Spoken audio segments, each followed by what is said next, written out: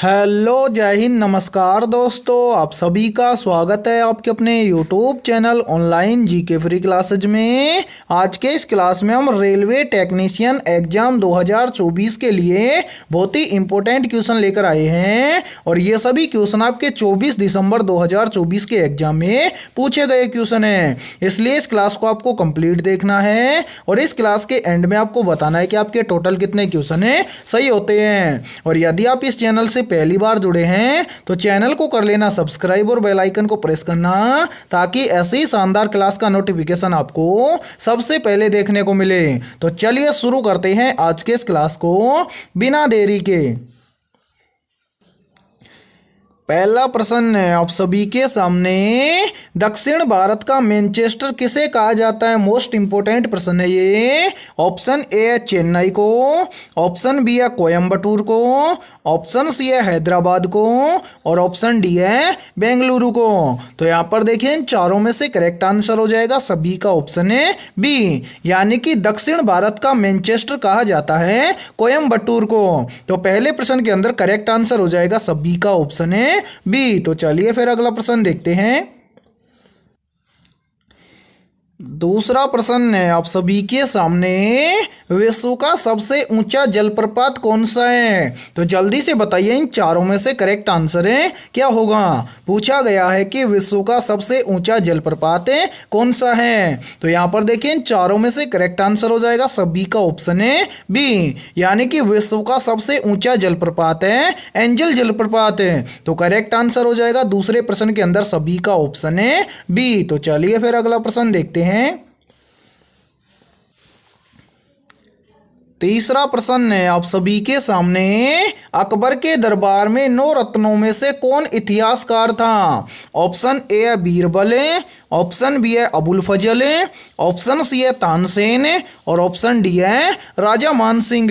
तो यहाँ पर देखिए इन चारों में से करेक्ट आंसर हो जाएगा सभी का ऑप्शन है बी, यानी कि अकबर के दरबार में 9 रत्नों में से जो अबुल फजल थे ये क्या थे? इतिहासकार थे। तो तीसरे प्रश्न के अंदर करेक्ट आंसर हो जाएगा सभी का ऑप्शन है बी। और यहाँ पर देखिए आप सभी के लिए बहुत ही इंपॉर्टेंट सूचना है, यदि आप पहली बार में रेलवे टेक्नीशियन एग्जाम 2024 को क्रैक करना चाहते हैं, जो भी बच्चे जिनका एग्जाम 24 दिसंबर को हो चुका है उसके आगे जिनका भी एग्जाम होने वाला है और वो बच्चे इस क्लास को देख रहे हैं, तो उन सभी के लिए बहुत ही इंपॉर्टेंट क्वेश्चन है या बहुत ही इंपॉर्टेंट सूचना है।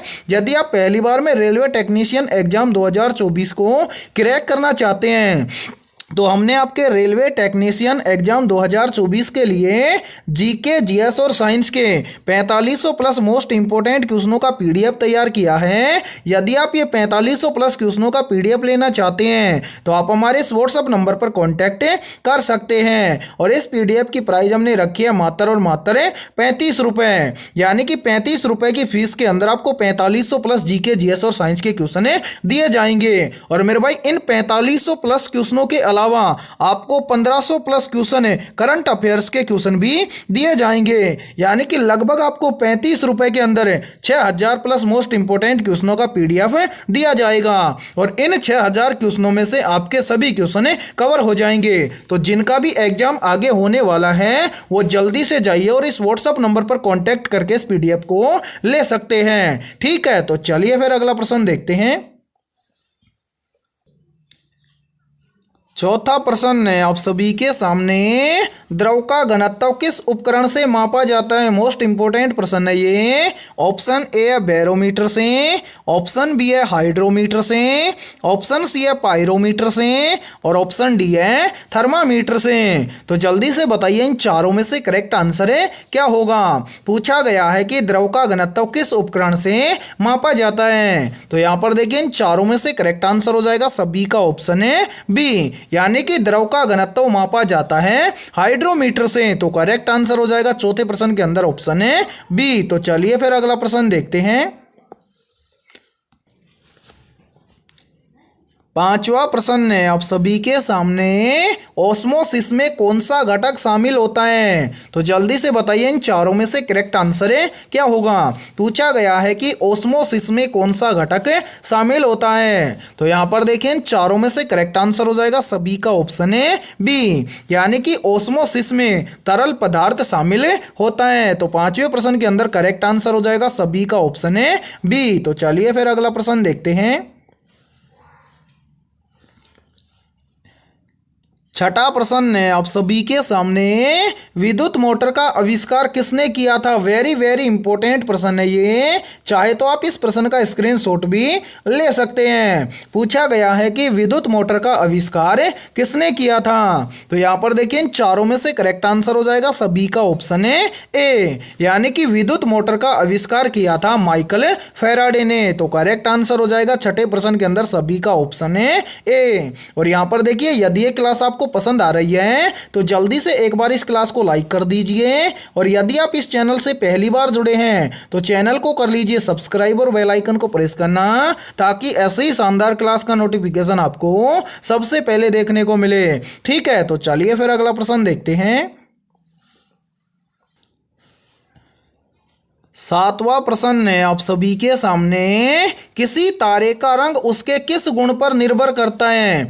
ऑप्शन ए है आकार पर है, ऑप्शन बी है द्रव्यमान पर है, ऑप्शन सी है तापमान पर है, और ऑप्शन डी है दूरी पर है। तो यहाँ पर देखें इन चारों में से करेक्ट आंसर हो जाएगा सभी का ऑप्शन है सी, यानी कि किसी तारे का रंग उसके तापमान गुण पर निर्भर करता है। तो करेक्ट आंसर हो जाएगा सातवें प्रश्न के अंदर ऑप्शन है सी। तो चलिए फिर अगला प्रश्न देखते हैं।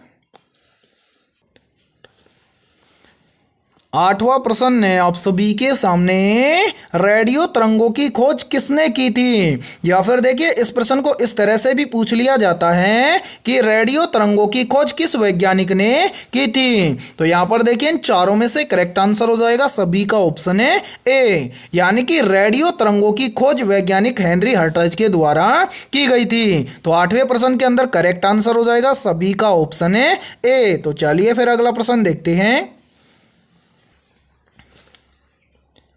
नौवां प्रश्न है आप सभी के सामने, नाभिकीय संलयन अभिक्रिया किसके लिए जिम्मेदार है? ऑप्शन ए है सौर ऊर्जा के लिए, ऑप्शन बी है भूकंप के लिए, ऑप्शन सी है ज्वालामुखी के लिए, और ऑप्शन डी है चुंबकीय क्षेत्र के लिए। तो यहाँ पर देखिए इन चारों में से करेक्ट आंसर हो जाएगा सभी का ऑप्शन है ए, यानी कि नाभिकीय संलयन अभिक्रिया सौर ऊर्जा के लिए जिम्मेदार है। तो करेक्ट आंसर हो जाएगा नौवें प्रश्न के अंदर ऑप्शन है ए। तो चलिए फिर अगला प्रश्न देखते हैं। 10वां प्रश्न है आप सभी के सामने, पानी की उच्च सतही तनाव का कारण क्या है? तो जल्दी से बताइए इन चारों में से करेक्ट आंसर है क्या होगा। पूछा गया है कि पानी की उच्च सतही तनाव का कारण क्या है। तो यहाँ पर हो जाएगा 10वें प्रश्न के अंदर करेक्ट आंसर सभी का ऑप्शन है बी, यानी कि पानी की उच्च सतही तनाव का कारण है हाइड्रोजन बंध। तो करेक्ट आंसर हो जाएगा 10वें प्रश्न के अंदर ऑप्शन है बी राइट आंसर। तो चलिए फिर अगला प्रश्न देखते हैं। 11वां प्रश्न है आप सभी के सामने, निम्न में से लोहे पर जंग क्यों लगता है? तो जल्दी से बताइए इन चारों में से करेक्ट आंसर है क्या होगा। पूछा गया है कि लोहे पर जंग क्यों लगता है। तो यहाँ पर देखिए इन चारों में से करेक्ट आंसर हो जाएगा सभी का ऑप्शन है ए, यानी कि लोहे पर जंग लगता है ऑक्सीकरण के कारण। तो करेक्ट आंसर हो जाएगा 11वें प्रश्न के अंदर ऑप्शन है ए। तो चलिए फिर अगला प्रश्न देखते हैं।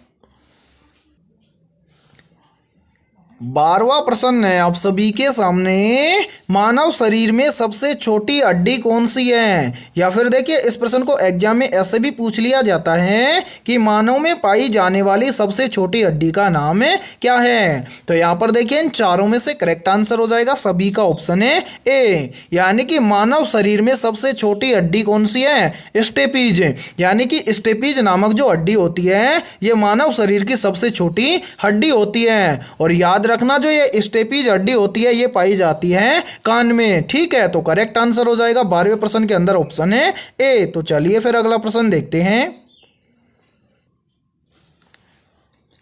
13वां प्रश्न है आप सभी के सामने, शरीर में ग्लूकोज को ऊर्जा में बदलने के लिए कौन सा हार्मोन जिम्मेदार होता है। मोस्ट इंपोर्टेंट प्रश्न है ये, चाहे तो आप इस प्रश्न का भी स्क्रीनशॉट ले सकते हैं। पूछा गया है कि शरीर में ग्लूकोज को ऊर्जा में बदलने के लिए कौन सा हार्मोन जिम्मेदार होता है। तो यहाँ पर देखिए इन चारों में से करेक्ट आंसर हो जाएगा सभी का ऑप्शन है बी, यानी कि शरीर में ग्लूकोज को ऊर्जा में बदलने के लिए जिम्मेदार हार्मोन होता है इंसुलिन हार्मोन। तो करेक्ट आंसर हो जाएगा 13वें प्रश्न के अंदर ऑप्शन है बी। और मेरे भाई यहाँ पर देखिए एक प्रश्न यहीं से और बनता है, काफी बार एग्जाम के अंदर पूछा भी जाता है। पूछा जाता है कि जो इंसुलिन नामक हार्मोन होता है ये किस ग्रंथि से स्रावित होता है। तो याद रखना जो ये इंसुलिन हार्मोन होता है ये कौन सी ग्रंथि से स्रावित होता है। तो इंसुलिन जो हार्मोन होता है वो अग्नाशय ग्रंथि से स्रावित होता है। ठीक है, तो चलिए फिर अगला प्रश्न देखते हैं।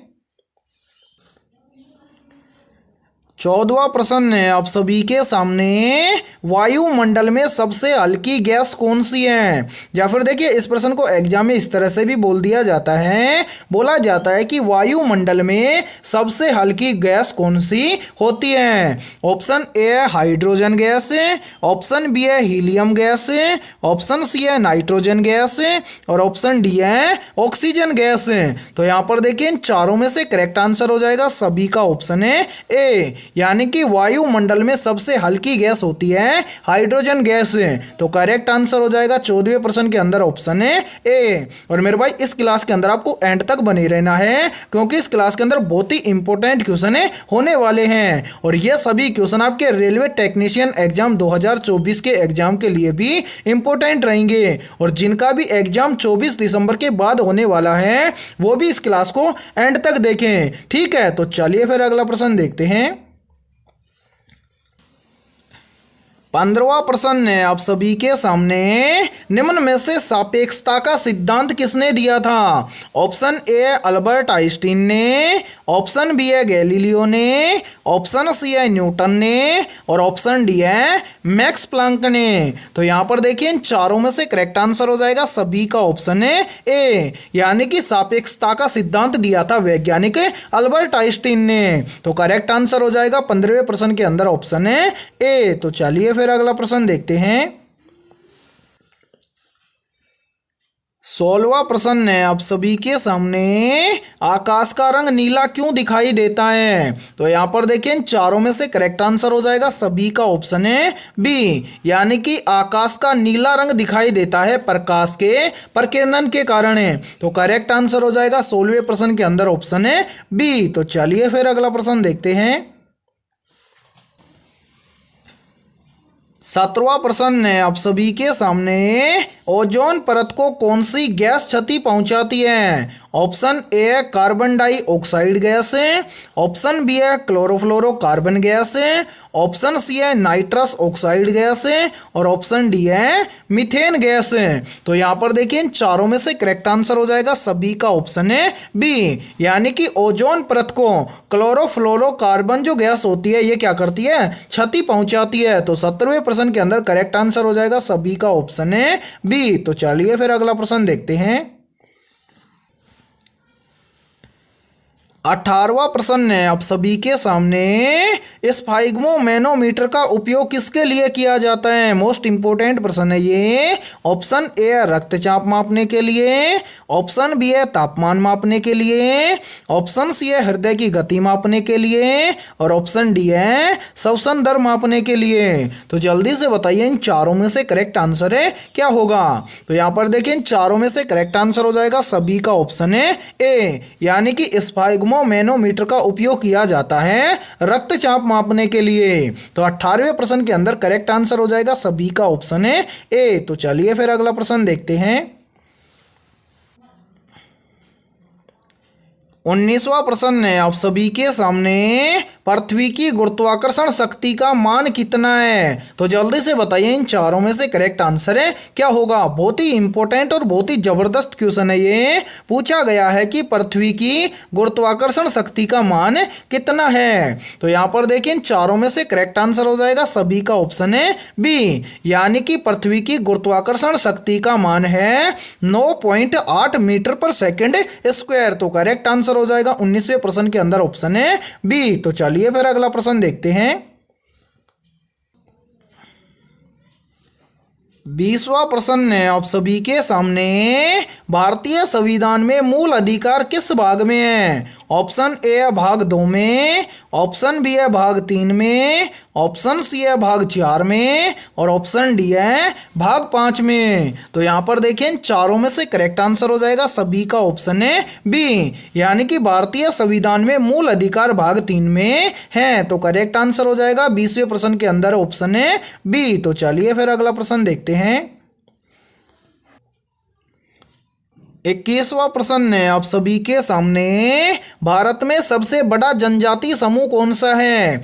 ऑप्शन ए है गोंड जनजाति समूह, ऑप्शन बी है भील जनजाति समूह, ऑप्शन सी है संथाल जनजाति समूह और ऑप्शन डी है मीणा जनजाति समूह। तो मेरे भाई यहाँ पर देखिए इन चारों में से करेक्ट आंसर हो जाएगा सभी का ऑप्शन है ए, यानी कि भारत में सबसे बड़ा जनजाति समूह है गोंड जनजाति समूह। तो करेक्ट आंसर हो जाएगा 21वें प्रश्न के अंदर ऑप्शन है ए। तो चलिए फिर अगला प्रश्न देखते हैं। 22वां प्रश्न है आप सभी के सामने। संसद के दोनों सदनों की संयुक्त बैठक की अध्यक्षता कौन करता है? तो यहाँ पर देखिए इन चारों में से करेक्ट आंसर हो जाएगा सभी का ऑप्शन है सी, यानी कि संसद के दोनों सदनों की संयुक्त बैठक की अध्यक्षता करता है लोकसभा अध्यक्ष। तो 22वें प्रश्न के अंदर ऑप्शन सी हो जाएगा सभी का करेक्ट आंसर। तो चलिए फिर अगला प्रश्न देखते हैं। 23वां प्रश्न है आप सभी के सामने। सिंधु घाटी सभ्यता का प्रमुख बंदरगाह कौन सा था? तो जल्दी से बताइए इन चारों में से करेक्ट आंसर है क्या होगा। पूछा गया है कि सिंधु घाटी सभ्यता का प्रमुख बंदरगाह कौन सा था। तो यहाँ पर देखिए इन चारों में से करेक्ट आंसर हो जाएगा सभी का ऑप्शन है ए, यानी कि सिंधु घाटी सभ्यता का प्रमुख बंदरगाह था लोथल। तो करेक्ट आंसर हो जाएगा 23वें प्रश्न के अंदर ऑप्शन है ए। तो चलिए फिर अगला प्रश्न देखते हैं। 24वां प्रश्न है आप सभी के सामने। पादप कोशिकाओं में ऊर्जा का उत्पादन किस अंग में होता है? ऑप्शन ए है माइटोकॉन्ड्रिया में, ऑप्शन बी है क्लोरोप्लास्ट में, ऑप्शन सी है कोशिका झिल्ली में और ऑप्शन डी है केंद्रक में। तो यहाँ पर देखिए इन चारों में से करेक्ट आंसर हो जाएगा सभी का ऑप्शन है बी, यानी कि पादप कोशिकाओं में ऊर्जा का उत्पादन होता है क्लोरोप्लास्ट में। तो करेक्ट आंसर हो जाएगा 24वें प्रश्न के अंदर ऑप्शन है बी। और यहाँ पर देखिए आप सभी के लिए बहुत ही इंपॉर्टेंट सूचना है। जिस भी बच्चे का एग्जाम 24 दिसंबर के बाद होने वाला है उन सभी के लिए हमने जीके जीएस साइंस के 4500 प्लस मोस्ट इंपोर्टेंट क्वेश्चनों का पीडीएफ तैयार किया है। यदि आप ये मोस्ट इंपोर्टेंट क्वेश्चनों का पीडीएफ लेना चाहते हैं तो आप हमारे इस व्हाट्सएप नंबर पर कांटेक्ट कर सकते हैं। व्हाट्सएप नंबर है 7374826893। ये हमारा व्हाट्सएप नंबर है। इस व्हाट्सएप नंबर पर आप कांटेक्ट करके इस 4500 प्लस जीके जीएस और साइंस के पीडीएफ को आप ले सकते हैं।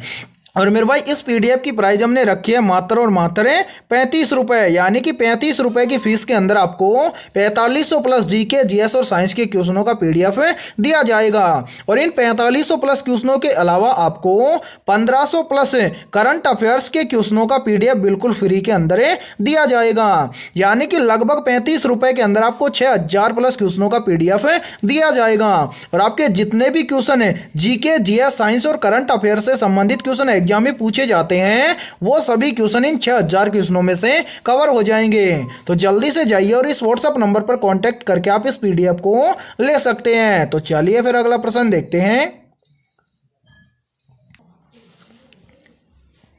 25वां प्रश्न है आप सभी के सामने, पानी का सबसे ऊंचा क्वथनांक किस कारण होता है? तो यहाँ पर देखिए इन चारों में से करेक्ट आंसर हो जाएगा सभी का ऑप्शन है ए, यानी कि पानी का सबसे ऊंचा क्वथनांक हाइड्रोजन बंध के कारण होता है। तो 25वें प्रश्न के अंदर करेक्ट आंसर हो जाएगा सभी का ऑप्शन है ए। और यहाँ पर देखिए मेरे भाई, यदि ये क्लास आपको पसंद आया है तो जल्दी से एक बार इस क्लास को लाइक कर दीजिए, और यदि आप इस चैनल से पहली बार जुड़े हैं तो चैनल को कर लीजिए सब्सक्राइब और बेल आइकन को प्रेस करना, ताकि ऐसी ही शानदार क्लास का नोटिफिकेशन आपको सबसे पहले देखने को मिले।